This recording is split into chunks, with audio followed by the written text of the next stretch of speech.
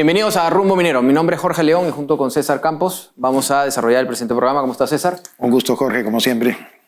César y amigos televidentes, vamos a tener al exministro José Salardi, ¿no? Exministro de Economía y Finanzas, que no ha hablado en muchos lugares, casi muy poquitos, así que va a ser bien interesante.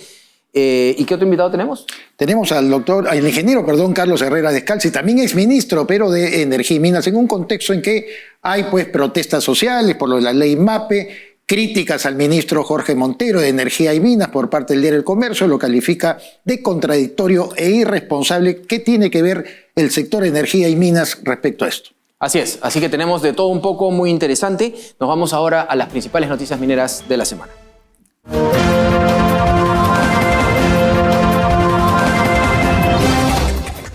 Presentamos las principales noticias mineras de la semana. La minería ilegal en Puno estaría infiltrándose en el terreno político mediante el financiamiento de campañas electorales, una situación que genera alarma por su impacto en la transparencia y legitimidad de los próximos comicios, advirtió Américo Arizaga Ábalos, exdirector regional de Energía y Minas de esa región. La Comisión de Energía y Minas del Congreso va a debatir el proyecto de ley 8491 que modifica el artículo 6 de la ley 16.000, que regula la creación del Banco de la Nación con el objetivo de ampliar sus funciones y fortalecer su rol como agente financiero del Estado. La iniciativa busca que la entidad financiera tenga facultad para comprar, vender y exportar oro y otros minerales en el mercado interno y externo, ya sea por cuenta propia o por encargo, ajustando los precios según la oferta y demanda del mercado internacional, es decir, comprar el mineral a la minera artesanal y de pequeña escala. Además, se le otorga la competencia para implementar tecnología y equipos adecuados que faciliten la comercialización de estos recursos, con énfasis en el impulso a la minería artesanal y de pequeña escala. Bien, nos encontramos ya con José Salardi, exministro de Economía y Finanzas. ¿Cómo estás? ¿Cómo está? ¿Qué tal? Gracias por la invitación. Vamos a ver primero un informe especial que hemos preparado y regresamos. La enorme sobreregulación en el Perú ha entorpecido el clima de negocios, desalentando y postergando las inversiones de todo tamaño y haciendo cada vez más compleja la dinámica empresarial, desde la micro hasta la gran empresa y de manera multisectorial. En el sector minero se han identificado más de 200 trámites que involucran a 20 entidades públicas. Esto se refleja en los 39 proyectos incluidos en la cartera de proyectos mineros 2025, que suman casi 47.000 millones de dólares en inversión, los cuales permanecen paralizados por la tramitología y otros factores asociados. Según estimaciones, si se destrabara esta cartera en los próximos años, el PBI del país podría crecer hasta un 5% anual. Para ello, se requiere avanzar en la simplificación y digitalización de los trámites mediante la implementación de un sistema único de tramitación digital que integre todas las instancias y reduzca los plazos a un máximo de 12 meses, tal y como lo plantea la Agenda Digital del MEF. Otro paso concreto y positivo en esta dirección sería la aplicación del silencio administrativo positivo para los plazos vinculados a la evaluación del impacto ambiental y la evaluación arqueológica patrimonial, anunciado por el MEF. Reducir la burocracia de manera responsable no solo es urgente, sino también el camino necesario para reactivar la inversión y potenciar el crecimiento económico del país.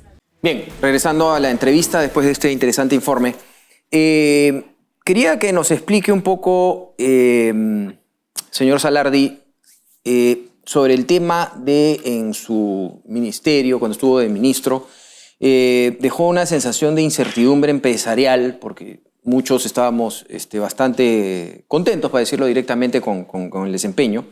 Pero a pesar de los avances económicos en su gestión, el crecimiento del PBI, el aumento de los ingresos tributarios,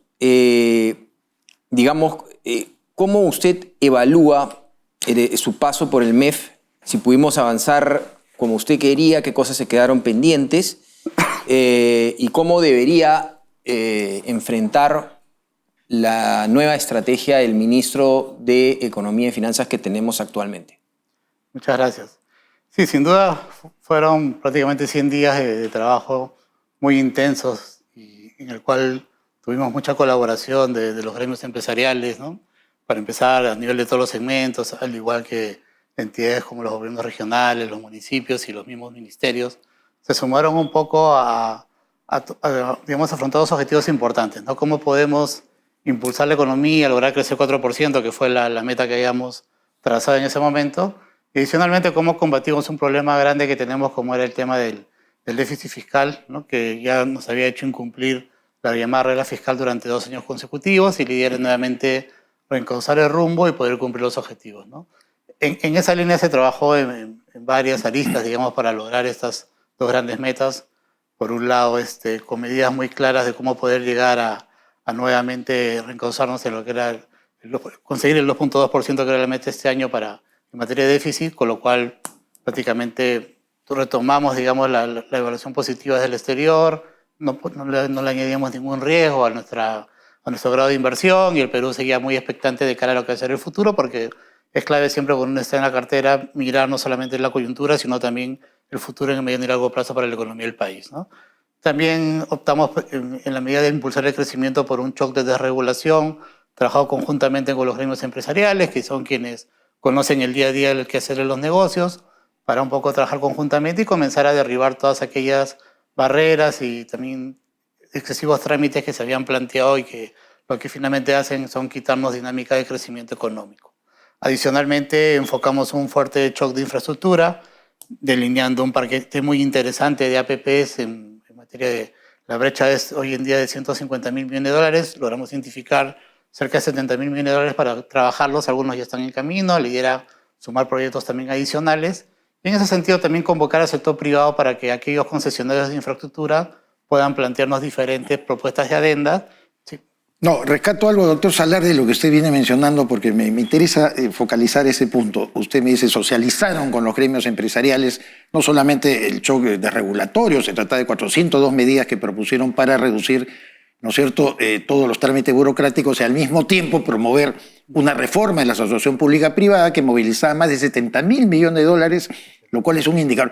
¿Cuánto socializó eso usted dentro del gabinete? No, bastante. Siempre conversamos porque, si recuerdas, por ejemplo, para ver el tema del paquete de infraestructura, nosotros incluso lanzamos los proyectos conjuntamente con el Ministerio de Agricultura en una oportunidad, hicimos una conferencia de prensa, trabajamos conjuntamente un paquete de más de $20.000 millones porque, digamos, totalmente conscientes de que el impacto del agro para el país en el futuro, así como otros sectores económicos como la minería que también nos tocó hoy, era generar 2,5 millones de empleos, poder ampliar en cerca 1 millón de hectáreas adicionales y consolidar las existentes en materia de regadío y también poder llevar las exportaciones agrícolas de 14.000 a cerca de $50.000 millones en los próximos 10 años. Había una línea importante.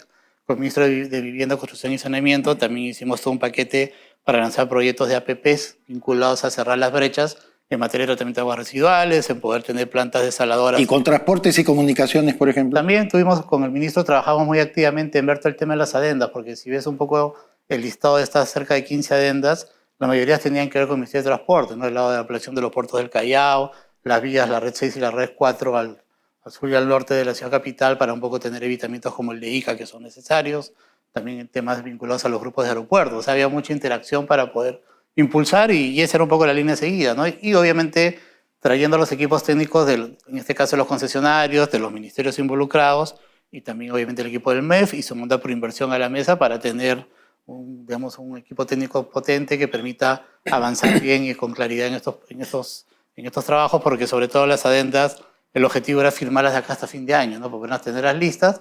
Si bien no es un impacto inmediato, pero sí permite generar inversiones futuras importantes para el país y que a la larga tienen impacto también descentralizador y de movilización de inversiones importantes. Entonces, lo que hemos visto es que en el momento que usted, con la Autoridad Nacional de Infraestructura, ANIN, comenzó a hacer este cambio para que los ministerios se despreocupen más bien de este tema, pues ardió todo. Entonces, cuéntenos un poco qué fue lo que pasó. No, en realidad la estrategia era muy clara, ¿no? Nosotros, o sea, yo particularmente también, a raíz de todo mi paso por el Estado, yo creo que los ministerios ya no deben tener los proyectos ahí internamente, ¿no? Yo creo que se ha demostrado que no se han invertido miles de millones de soles en muchos proyectos de obra pública tradicional y no se logró tener los impactos ni los cierres de brecha esperados y además nos hemos llenado de problemas por todo el país, ¿no? Entonces, y muchos ministros han quedado por eso, han quedado expuestos ante las complicaciones y los reclamos que han no son sus temas, además. Además no son sus temas, además los ministerios,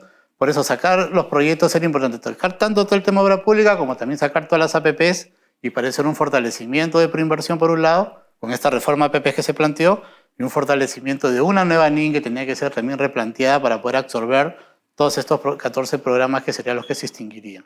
Con ello, como bien nos señala, es prácticamente una partida de nacimiento del Ministerio de Infraestructura, pero eso ya era una decisión que ya escapaba del Ejecutivo porque ya hace bastantes meses que en el Congreso está la ley con el planteamiento para que se discuta, pero hasta el momento no se ha avanzado. Entonces dijimos, ¿por qué esperar si esto ya se puede hacer? Además, ataca varios problemas de manera frontal. El tema de la corrupción que bien mencionas totalmente. O sea, hay casos y denuncias y reportajes al respecto. Es real. Casos flagrantes ahí. Y es todo un problema que tenemos, digamos, en los bajos estamentos de estas entidades que ya tenemos que romper. Entonces, extinguiendo eso, automáticamente se extinguía aquello, tenías una forma también más eficiente de llevar los proyectos, poder tener una priorización mejor.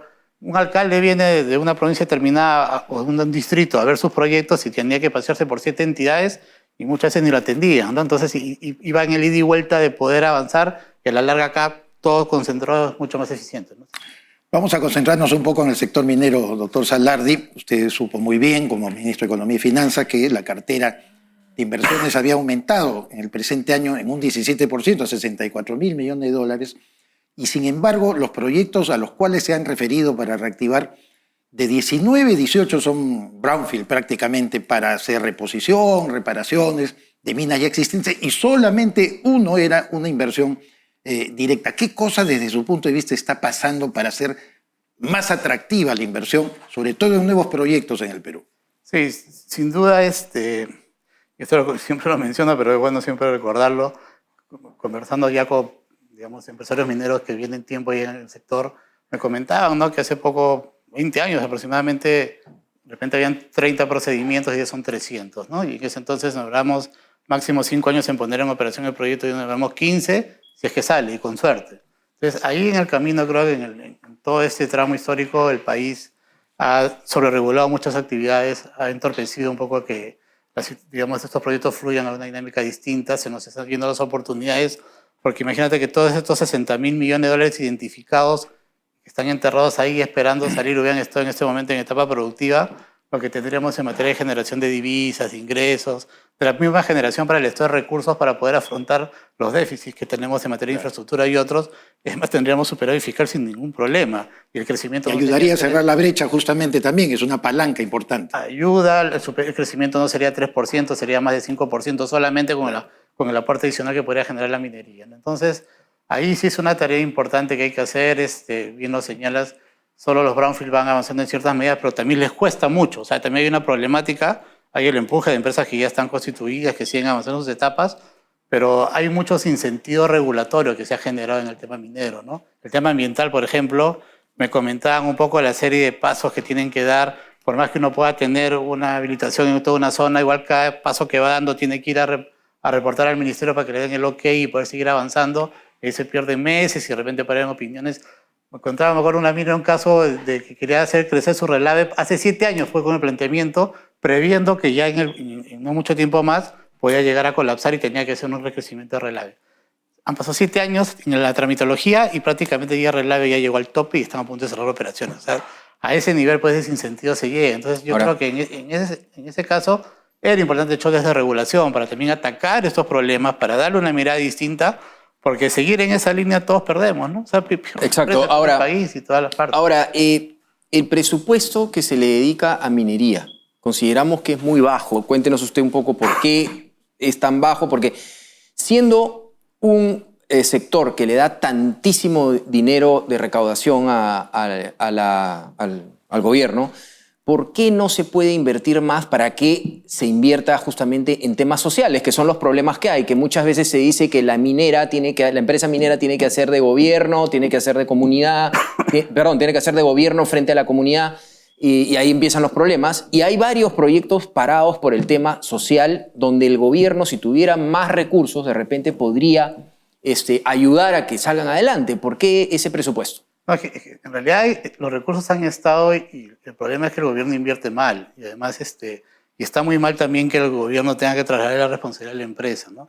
Es una responsabilidad del Estado el poder atender el cierre de las brechas de los diferentes servicios básicos que requiere la población.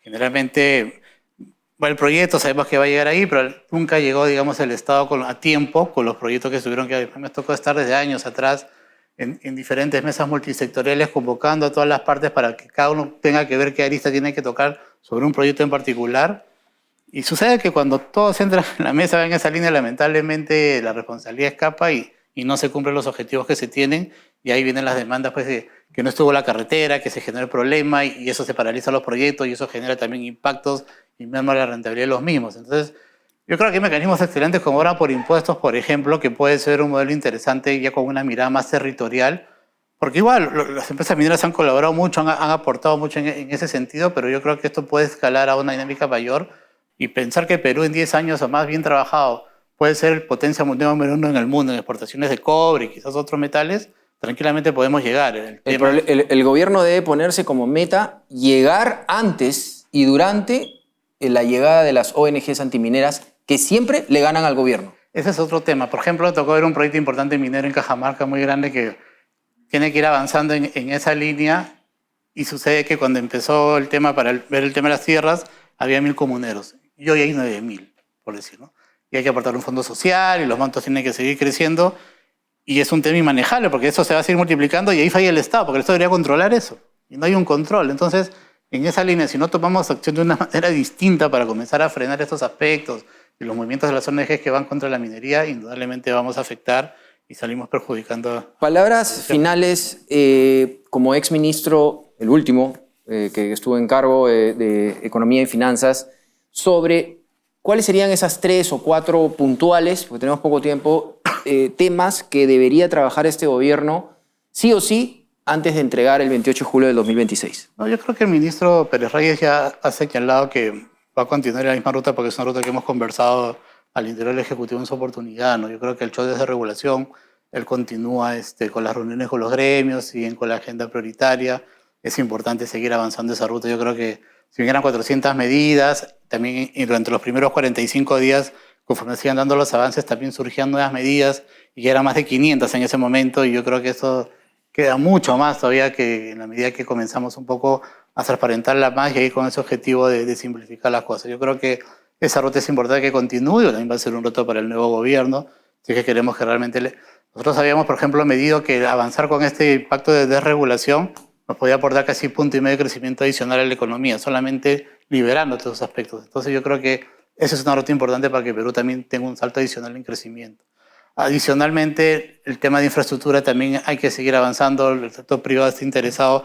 En un momento en el cual el tema fiscal tenemos que irlo ordenando mejor, es clave que apostar por la inversión privada pura en estas concesiones que existen autofinanciadas, con lo cual es prácticamente un caje de inversión importante contra un plazo de la concesión adicional. Perfecto. Y las infraestructuras siguen avanzando. Yo creo que son aristas interesantes que hay que seguir poco encaminando con tal manera que la economía vaya a crecimientos más importantes, ¿no? Muy bien, José Salardi, exministro de Economía y Finanzas, muchísimas gracias por estar en Rumbo Minero y lo esperamos en otro momento para poder conversar un poco sobre los avances que vienen en el sector. A ustedes. Gracias. Vamos a una pausa comercial y regresamos.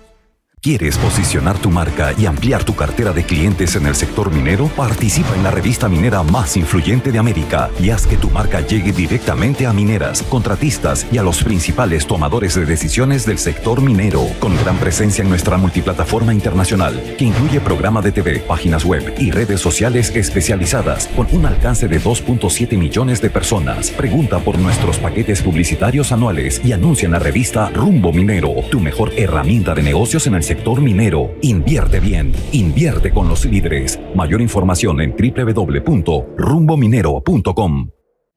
Bien, en el bloque América Mining nos encontramos ahora con José González, editor internacional de la revista Rumbo Minero. ¿Cómo estás, José? Bien, gracias, Jorge. Queríamos hablar contigo, José, para que nos hables un poco de la administración de Trump. Acaba de mediar un acuerdo de paz entre la República Democrática del Congo y Ruanda a fin de cesar hostilidades extendidas por décadas en la región de los Grandes Lagos del Congo, otorgándole acceso privilegiado a interés de los Estados Unidos a reservas del cobalto, litio, tantalio y coltan en la región. ¿Cuáles son los detalles de este proceso? Cuéntanos un poco. Curiosamente, fuera de toda expectativa, y el Congo es singularmente importante para el Perú porque, como sabemos, es el segundo productor en términos de cobre por 2 años consecutivos, así las reservas del Perú sean superiores y la capacidad de producir el Perú sea importante, pero este acuerdo de paz que se acaba de firmar entre la República Democrática del Congo y Ruanda, en la oficina oval, se está siendo cuestionado si es realmente un acuerdo de paz o es un acuerdo de interés. Los Estados Unidos firma un acuerdo que se llama Minerales Críticos para la Seguridad y la Paz, en el que hay un acuerdo en principio entre ambos países, y Estados Unidos tiene acceso privilegiado, de acuerdo a este proceso, a riqueza por $24 mil millones vinculadas al cobalto, al litio, al tantalo y al coltán, en zonas de influencia y producción de China. Lo que viene después es qué realmente significan estos acuerdos, cuál va a ser el rol efectivo de los Estados Unidos en las empresas privadas norteamericanas en África en la producción de estos minerales y cuál va a ser la reacción de China. La crítica desde la propia África es que esto es un acuerdo de paz, es un acuerdo de negocios y que no hay forma de que los acuerdos se efectúen porque no han participado ni los presidentes de Ruanda, ni el presidente del Congo, ni las milicias del M23 que están ocupando las zonas en que se producen algunos de estos minerales. ¿Por qué es importante para nosotros, Jorge? Porque resuelto el problema de la ley de presupuesto del presidente Trump, que es su objetivo legislativo más importante, que se debería resolver, si no en estos días, en estas semanas, el interés se va a reenfocar en lo que quedó claro en Confemina 7 en el marco de MINPRO. Los intereses geopolíticos alrededor del comercio, las fuentes de energía y los minerales críticos. Y lo advirtieron más de un presentador en la conferencia. El puerto de Shanghái es un punto geopolítico que va a ser en algún momento discutido desde la administración Trump.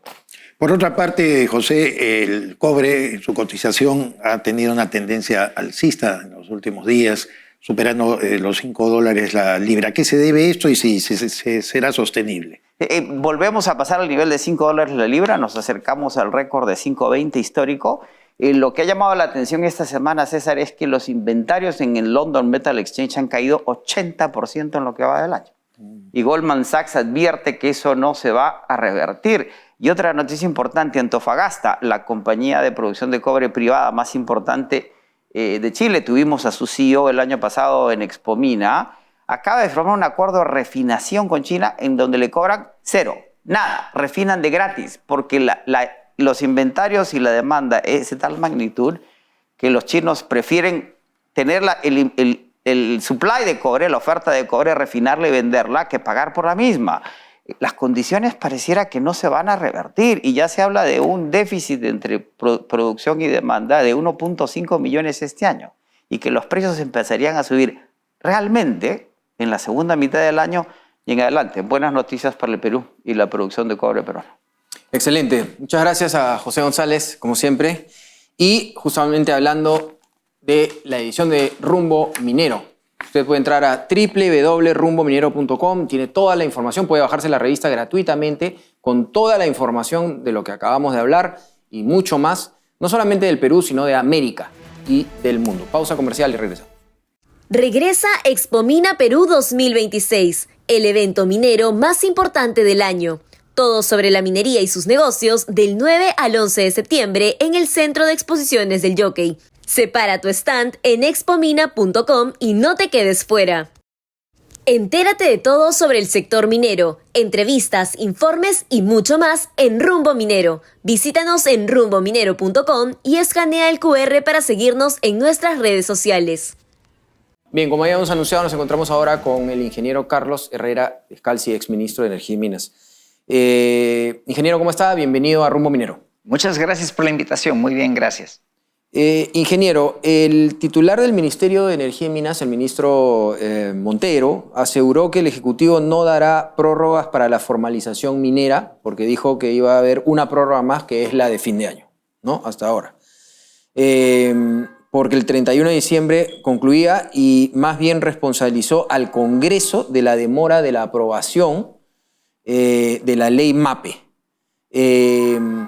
Este tema pues trae ya muchos señalamientos, ¿no? Porque recuerdo al exministro Rómulo Mucho que lo sacan porque muy tarde presentó la ley MAPE y ahora se le echa la culpa al Congreso.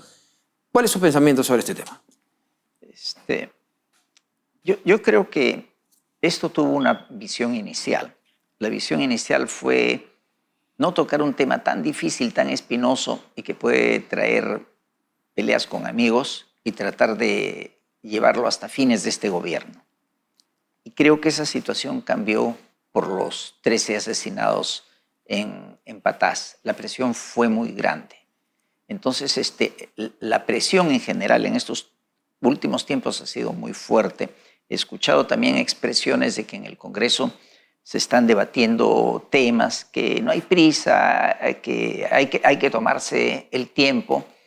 Y finalmente, el decreto supremo que ha salido no solamente establece el 31 de diciembre como plazo final. El tema que se está debatiendo en el Congreso, leí un proyecto de ley MAPE que hay. Tiene 3 puntos que a mí me parecen válidos, pero tiene otros puntos que no se tocan o que llegan indirectamente cuando se refiere que las personas que se acojan a esta deben estar bajo el REINFO, y sería entonces el REINFO lo que les daría esas condiciones. Pero yo creo que las condiciones válidas son, primero, valido los 3 puntos que están en ese proyecto, la trazabilidad. Es más, creo que el REINFO nace con una intención de trazabilidad, de poder seguir todo el trayecto del oro para poderlo fiscalizar y con eso conducirlo necesariamente a la legalidad. El segundo punto que plantea es una tasa única. Propone 10%. Discutible, se puede modificar en el futuro. De acuerdo. Pero marca una diferencia enorme con inicios de siglo. Si me voy más atrás, la ley actual, nuestro marco minero, viene de los años 90. Y en los años 90 se introdujo por primera vez los temas ambientales, que no estuvieron anteriormente, no fueron algo gravitante en el marco minero anterior a los años 90. Entonces, pero ya el año 2000, 10 años después de tener la ley de minería, el tema de la pequeña minería era un tema fundamentalmente social. De acuerdo. No, hoy cuando se acepta que pueden pagar un tributo, estamos en un escenario totalmente diferente. Y hay un tercer punto que señala ese proyecto. El tercer punto desea que el oro se compre a precios justos. Creo que hasta ahí es válido. Se deforma cuando se ve el cómo. No, cuando el cómo dice que lo compre el Banco de la Nación, ya ese es otro tema. Usted acaba de señalar, es otro tema, lo de que el Estado pueda comprar. Ya no se discute que sea el Banco Central de Reserva, que sonaba a una barbaridad mayor. Absoluta. Pero ahora hay una barbaridad minúscula que es lo del Banco de la Nación. Sí. Ha habido voceros del sector minero, como Víctor Gómez, que ha dicho, ¿cómo vas a vender un concentrado que tiene demasiados ingredientes? Usted sabe muy bien, los procesamientos no se hacen necesariamente aquí. La gran minería lo hace fuera del país. ¿Cómo le vamos a vender y a qué valor ese recurso minero? También hay que descartar esa idea. Alguien, perdón por la interrupción, alguien me explicaba que estaba buscando una herramienta para poder ver si al interior de la barra sigue siendo oro, porque uno podría, por gravedad específica, podría tener otros materiales. Por supuesto. Y tener afuera oro y adentro otra cosa, ¿no? Ese problema se lo vamos a endosar al Banco de la Nación. Exactamente. Entonces yo creo que toda teoría que parta del punto de que el Estado debe adquirir a la fuerza para poder normalizar la situación de provisión y de comercialización de los pequeños mineros o los artesanales tiene que ser descartada. Ahora, ¿cómo se debe traducir eso en la nueva ley MAPE según su punto de vista, ingeniero? Yo en la ley MAPE lo que pondría, digamos, como principio es el justiprecio para el minero artesanal y el pequeño minero. Básicamente, si queremos formales, ser formal debe tener alguna ventaja respecto a no serlo. Pero hoy día ser formal parece que tiene solamente desventajas. Por eso es que la gente opta por la informalidad. Ese me parece un tema esencial.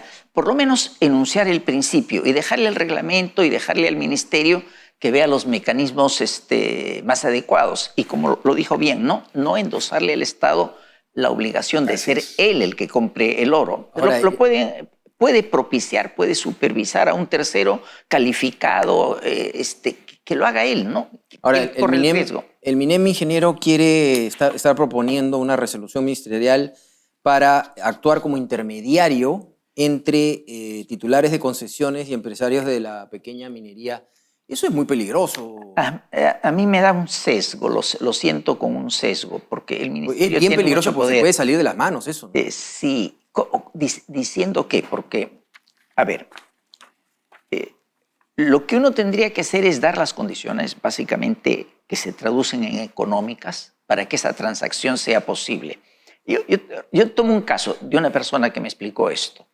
Le invadieron el terreno que tenía en concesión, ¿no? Hicieron daños ambientales. ¿A quién le cobraron los daños ambientales? No a los invasores. Al dueño, claro. Se los cobraron al dueño, ¿no? Entonces, cerró socavones. Le abrieron los socavones. ¿A quién le volvieron a cobrar el daño? Al dueño. Entonces, son dos caras del Estado, ¿no? Porque uno es el Estado, como Ministerio del Ambiente, toma una actitud bien sencilla, bien fácil, ¿no? Yo voy contra el que tiene la concesión, el que vea cómo. Pero el que tiene la concesión necesita el amparo del Estado. Eso es lo que la Constitución le garantiza. Sí, hay 3 regiones que concentran la mayor, digamos, capacidad de inversiones mineras, que además en términos generales está detenido, son Cajamarca, Arequipa y Apurímac, ¿no? Solamente en Cajamarca el 96% de los proyectos que pretenden reactivar algún tipo de inversión no tiene todavía una visibilidad en cuanto a la fecha de inicio por la tramitología, por los conflictos sociales. A su parecer, ¿cómo solucionamos esto siendo regiones tan ricas?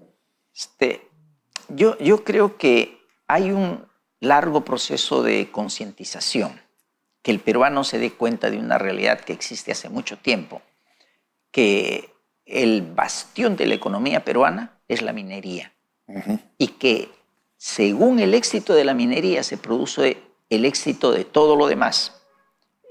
Incluso las facilidades sociales, los servicios sociales, estamos hablando de educación, de salud, estamos hablando de la creación de infraestructura, depende mucho de la capacidad del Estado para ello, y la capacidad del Estado está muy relacionada al éxito que tiene la minería. Entonces, no es que la minería no toque a alguien directamente, lo toca indirectamente. Entonces, el desarrollo de esa conciencia, el desarrollo de entender que si a la minería le va bien, al Perú entero le va bien, es lo que hay que interiorizar.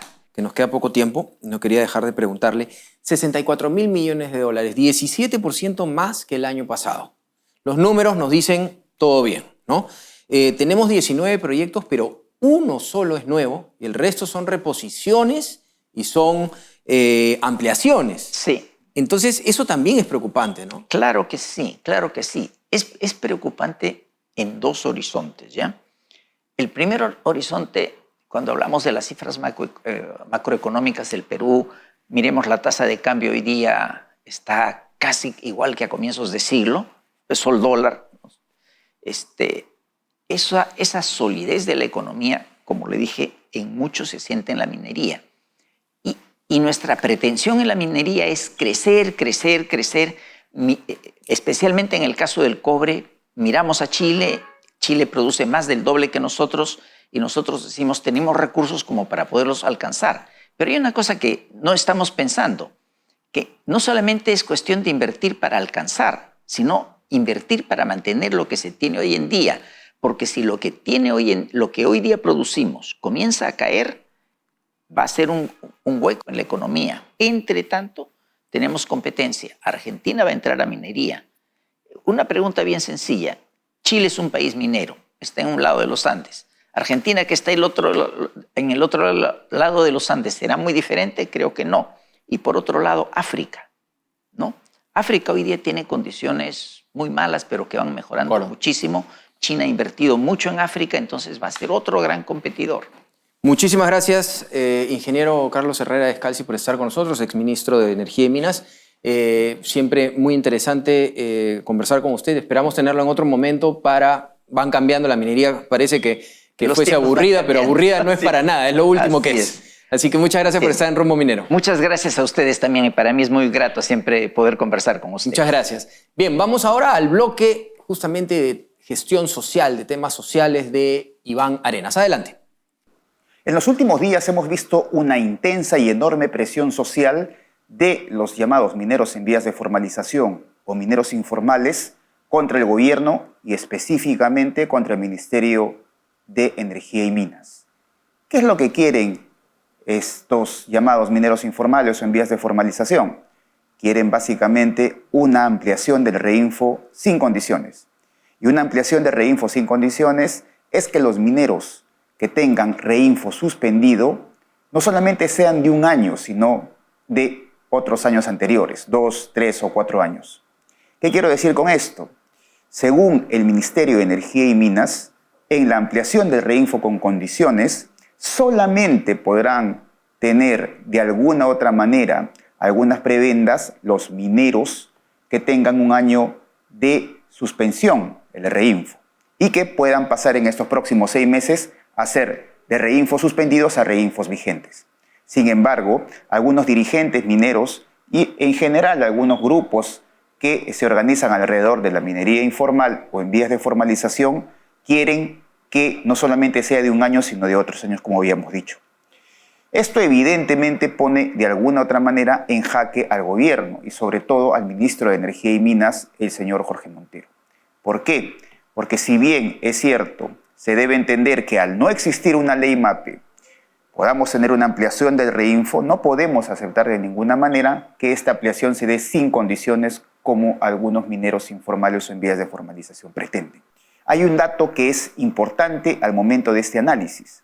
Cerca del 96 o 97% de todos los reinfos en este momento, alrededor de 86.000 y un poco más, se encuentran en concesiones que no son propiedad de ellos. Es decir, hay una enorme distancia entre quien tiene la concesión y quien trabaja la concesión. Entonces, lo que tenemos en los últimos días y hemos tenido es una enorme presión social para cambiar de alguna otra manera esas condiciones para la ampliación de reinfo del ministro de Energía y Minas. Seguiremos conversando en la próxima semana, aquí en Rumbo. Gracias. En un mundo industrializado, la seguridad es lo más importante. En Industrias Manrique, empresa nacional peruana, sabemos que la seguridad comienza desde los pies. Cada paso que das en un entorno industrial puede ser peligroso. Es por eso que en Industrias Manrique, nuestros calzados de seguridad, fabricados con los materiales más duraderos y tecnología de vanguardia, cumplen con las normas internacionales de seguridad. Cada par está diseñado para resistir los rigores del entorno industrial.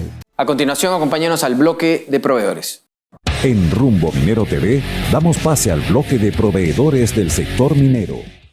Bien, justamente en el bloque de proveedores nos encontramos ahora con el ingeniero Carlos Alba, gerente general de Apsisa. ¿Cómo está, ingeniero? Bienvenido a Rumbo Minero. Buenos días, Jorge. Buenos días, César. Muchas gracias por la invitación al Grupo Digama. Gracias. Cuéntenos un poco, una empresa ya conocida, pero cuéntenos un poco para que nuestros televidentes puedan saber un poco más de Apsisa. ¿Cuántos años vienen trabajando en el sector y cuál es el portafolio de productos y servicios? Bueno, nosotros ya tenemos 38 años en el mercado. Empezamos visitando Centromín Perú, Algamarca, Huarón, Arcata, Caylloma, minas muy antiguas que ya se transformaron en gran minería o en nuevas minas modernas. Nosotros como Grupo Apsisa estamos abasteciendo en el sector de válvulas y control de fluidos y automatización. Como Apsisa tenemos representaciones como Apollo, Parker, Angstrom de Estados Unidos, que son válvulas actuadores que sirven mucho esto en aplicaciones mineras. Como instrumentación tenemos a la marca Parker, que son válvulas fitting y tubing, y como sistemas termodinámicos tenemos las representaciones de LESE, Protego y Renve de Alemania, que son sistemas de válvulas de seguridad, sistemas de antiexplosión. Todas estas empresas, nosotros tenemos la representación exclusiva y además brindamos de servicios de mantenimiento, calibración y reparación. ¿Cuáles son los planes comerciales, ingeniero Alba, en esta segunda mitad del año de Apsisa?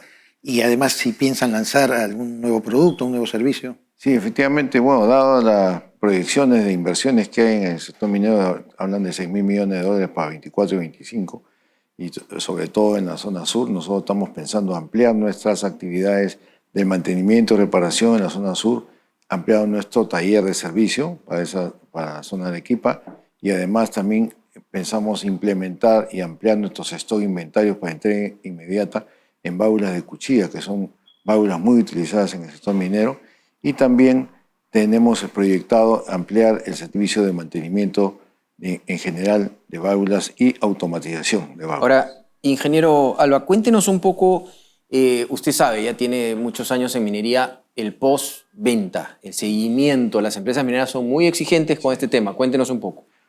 Bueno, principalmente nosotros damos soporte técnico con nuestros ingenieros capacitados en la fábrica para dar solución a los problemas relacionados a las válvulas y automatización. Brindamos charlas técnicas, brindamos información técnica tanto para el soporte de la instalación, el mantenimiento, la reparación. Brindamos webinars también directamente dictados por los expositores de nuestra fábrica que representamos. Y en general colaboramos con el tema de la gestión de activos, en el mantenimiento correctivo y en el mantenimiento preventivo. Perfecto.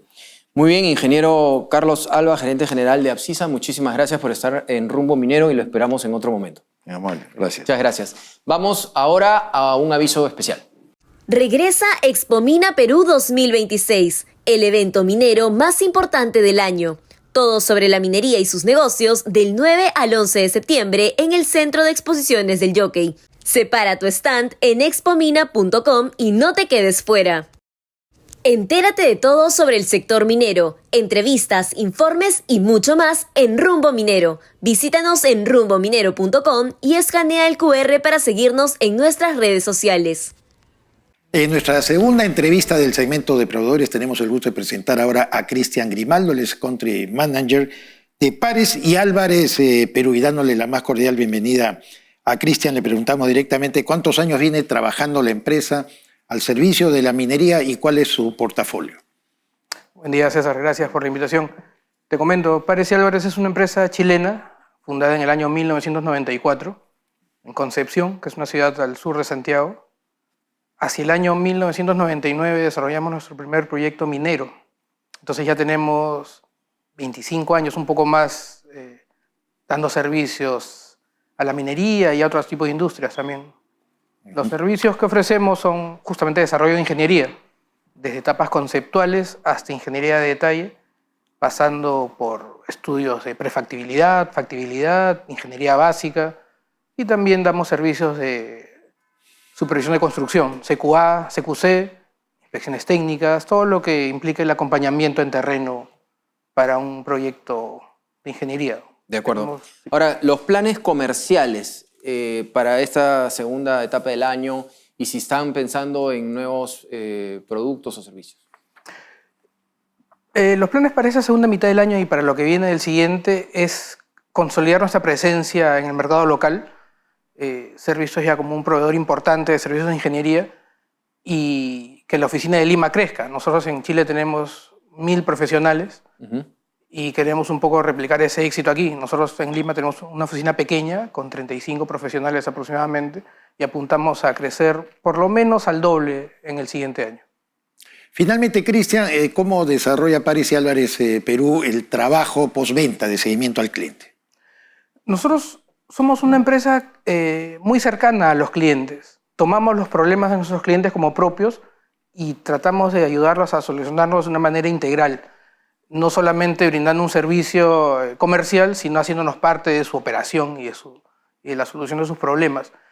Y la manera de hacerlo es con tecnologías innovadoras. Nosotros aplicamos tecnología BIM, AWP, y un poco esa es la manera que buscamos para estar cerca de los clientes y ayudarlos, como digo, a resolver sus problemas. Excelente. Muchísimas gracias, Cristian Grimaldo, por haber estado con nosotros, Country Manager de Pares y Álvarez Perú, una importante empresa de desarrollo de ingeniería que ya tiene 26 años de presencia en el sector minero. Lo tendremos en una próxima oportunidad. Muchas gracias. Perfecto. Jorge. Bien, muchas gracias por estar con nosotros. Tanto César Campos como Jorge León Benavides hemos dirigido el actual programa Rumbo Minero y, como siempre, con la idea de poder llevarles a ustedes, a toda la población del Perú y a todos nuestros hermanos peruanos, una idea de lo que significa y la importancia de la minería peruana para el desarrollo de nuestro país. Nos vemos por esta misma señal el próximo fin de semana.